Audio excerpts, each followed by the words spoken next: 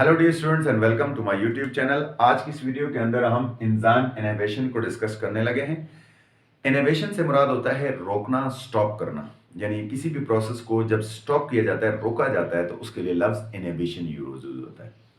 तो enzyme inhibition क्या होता है जनाब? डेफिनेशन से स्टार्ट करते हैं। The phenomena in which enzyme inhibitors stop और slow down the activities of enzyme is called enzyme inhibitors. यानी वो फिनोमेना, वो प्रोसेस, वो रिएक्शन जिसके अंदर जो एंजाइम इनहिबिटर्स हैं, जब वो एंजाइम की एक्टिविटीज को स्लो डाउन कर देते हैं या स्टॉप कर देते हैं, तो हम उसके लिए लफ्ज यूज करते हैं एंजाइम इनहिबिशन का। आइए देखते हैं जनाब एंजाइम इनहिबिटर्स क्या है। Those chemical substances that stop or slow down the activities of enzyme by making them inactive are known as enzyme inhibitors। यानी वो chemical substances जो कि एंजाइम की एक्टिविटीज को स्लो डाउन करती हैं या उसको स्टॉप करती हैं और उन्हें इनएक्टिव बनाती हैं, उन्हें हम एंजाइम इनहिबिटर्स कहते हैं। कैसे करती हैं? Inhibition occurs due to the covering of active side or allosteric side of enzymes temporarily or permanently। यानी ये इस तरह से करते हैं कि ये एक एंजाइम है, ये इसकी एक्टिव साइड है, ये इसकी एलोस्टिक साइड है। बाज़-औक़ात ये एलोस्टिक साइड के साथ अटैच होकर उसकी एक्टिव साइड को भी कवर कर लेते हैं और बाज़-औक़ात डायरेक्टली एक्टिव साइड के अंदर फिट होकर उस एक्टिव साइड के अंदर सबस्ट्रेट को फिट नहीं होने देते और इस तरह ये उसकी एक्टिविटीज को रोक देते हैं। इस प्रोसेस को हम एंजाइम इनहिबिशन कहते हैं। टाइप्स ऑफ इनहिबिटर के ऊपर बात करते हैं जनाब। कितनी टाइप्स है इनहिबिटर की? Inhibitors are classified on the base on two basis. यानी इनहिबिटर्स को हमने दो बेसिस के ऊपर क्लासिफाई कर सकते हैं। पहला है on the basis of nature, दूसरा है on the basis of attachment with enzyme. तो on the basis of nature की बात करें तो on the basis of nature जो है on the basis of nature इसकी दो टाइप्स हैं। एक होते हैं नेचुरल इनहिबिटर्स, दूसरे होते हैं artificial inhibitors.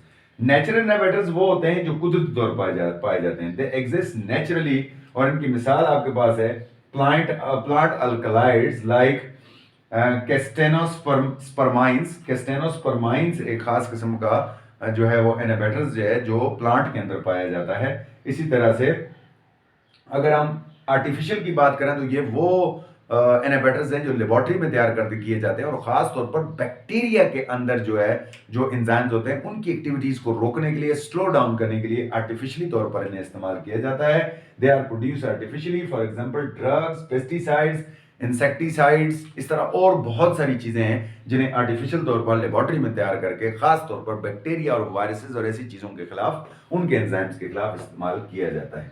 On the basis of attachment with enzymes बात करें कि वो एंजाइम से जब अटैच होते हैं इस तरह से, तो कैसे होते हैं? On the basis of attachments with enzymes there are also two types of enzyme inhibitors. दो टाइप है एंजाइम इनहिबिटर्स की। पहली है जनाब इर्रिवर्सिबल, दूसरी है रिवर्सिबल। इर्रिवर्सिबल क्या होती है? That type of inhibitors which permanently block the active sides of enzymes are known as irreversible.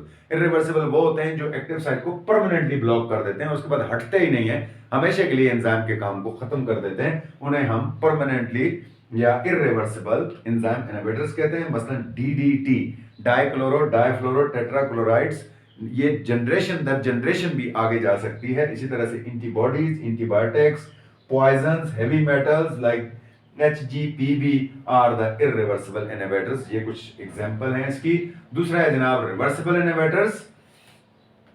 यहां पर थोड़ा सा मैं आपको वो बताना चाहता हूं कि ये जो टाइप्स हैं ये रिवर्सिबल की हैं।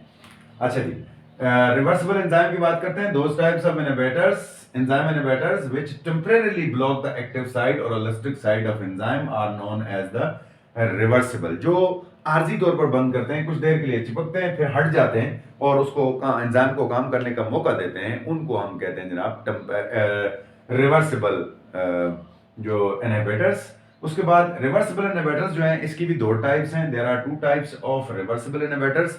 Number one competitive, number two non competitive. Competitive का मतलब होता है कंपटीशन करने वाला, नाम से जाहिर है। Competitive they have similar structures that of substrate, इनका स्ट्रक्चर सबस्ट्रेट से मिलता है and therefore it is in competition with the substrate to block the active side of enzyme and prevent the substrate to reach it। ठीक है, ये क्या करते हैं? इस तरह से एक्टिव साइड ऑफ एंजाइम को ब्लॉक कर देते हैं और फिर जो सबस्ट्रेट होती है वो इसमें फिट नहीं आ सकती, वो जल्दी जल्दी वहां नहीं पहुंच सकती। एग्जाम्पल के तौर पर हमारे पास सल्फानोमाइड है, एक एंटीबायोटिक है, have a similar structure of the substrate called PAB। ये एक सबस्ट्रेट है that is very essentials for the growth of bacteria. ये PAB जो है ये बैक्टीरिया की ग्रोथ के लिए बहुत अहम होती है, और जैसे जैसे ये एंजाइम में फिट होती रहती है सबस्ट्रेट, तो ये जल्दी जल्दी टूटती है और बैक्टीरिया जल्दी से ग्रो करते हैं। लेकिन ये जो सल्फानामाइड एंटीबायोटिक है, जब हम ये बॉडी में डाल देते हैं तो ये क्या करता है कि उसके एंजाइम्स को ब्लॉक कर देता है और PAB को वहां पहुंचने नहीं देता, जिससे बैक्टीरिया की ग्रोथ रुक जाती है और बीमारियों को कंट्रोल करने में मदद मिलती है। Non-competitive, these inhibitors does not have similar structure to the substrate, and that's why they do not compete with the substrate to block the active site of enzymes. They bind with the allosteric side। ये देखें यहां पर allosteric side के साथ ये bind कर जाते हैं, एंड मैंने कहा कि slow down the moving of the enzyme, जिसकी वजह से एंजाइम स्लो डाउन हो जाते हैं, और एंजाइम के स्लो डाउन होने से उनका काम जो है वो ऑटोमेटिकली रुक जाता है। इस तरह की जो एग्जांपल है वो हमारे पास हाइड्रोजन सल्फाइड है। हाइड्रोजन सल्फाइड जो है ये एक नॉन कॉम्पिटिटिव इनहिबिटर है जो कि मुख्तलिफ केमिकल रिएक्शन को स्लो डाउन कर सकता है, एंजाइम के एक्शन को स्लो करता है। तो ये था जनाब enzyme inhibitor inhibitions. I hope कि आपके लिए फ़ायदेमंद साबित होगा, और अगर आपको लेक्चर समझ आए तो प्लीज़ चैनल को सब्सक्राइब करना मत भूलिएगा। इजाज़त दें, अल्लाह हाफ़िज़।